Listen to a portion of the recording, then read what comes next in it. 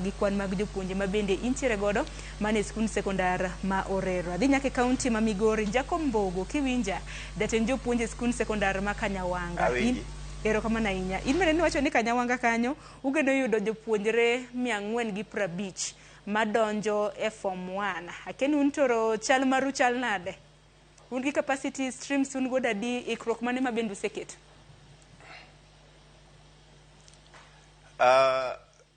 Ka awacho ni wadwaro nyithindo 450, mano luwore gi capacity marwa, nikech sani wan streams aboro, form 1 nyaka form 4. To awacho 450 kaluwore gi the official teacher student ratio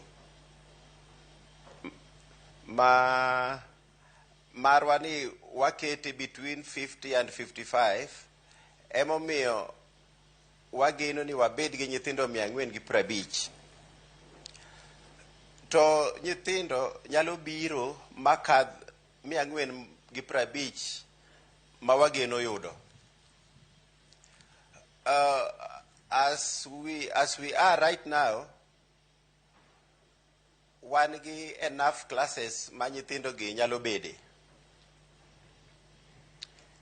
Challenge mana kaka principal ma Orero wacho en dormitories ma gininde. Wan gi hawi matin nikech wan gi enough space for the dormitory. The challenge bedo e kitendni ma bechgi sani be osedhi malo.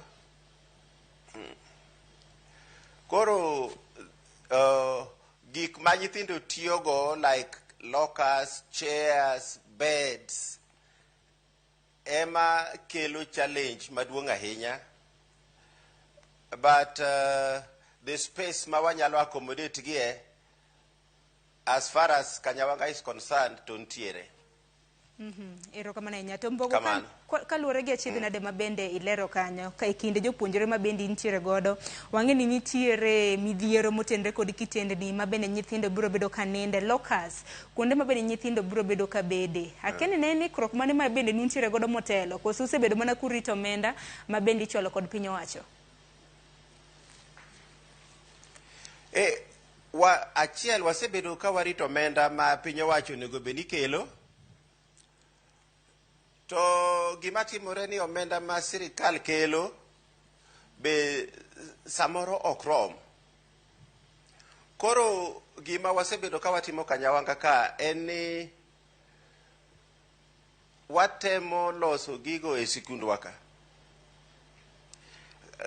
As we speak, sani endi wan gi funde ma wang'o kombe to kendo wang'o kitendni e skul ka waikore mondo walos kitendni moromo gi kombe moromo ne jo form 1 mabiro. But pesa bedo challenge maduong' nikech pesa tin. Adwa wacho ni kata mana jo form 1 madonjo sani, majority biro gi pesa matin. Moko biro nono, ma gik moko to gitinga tinga to fees gibiro nono kendo gikwayo wenwa thuolo wabiro chulo bang'e.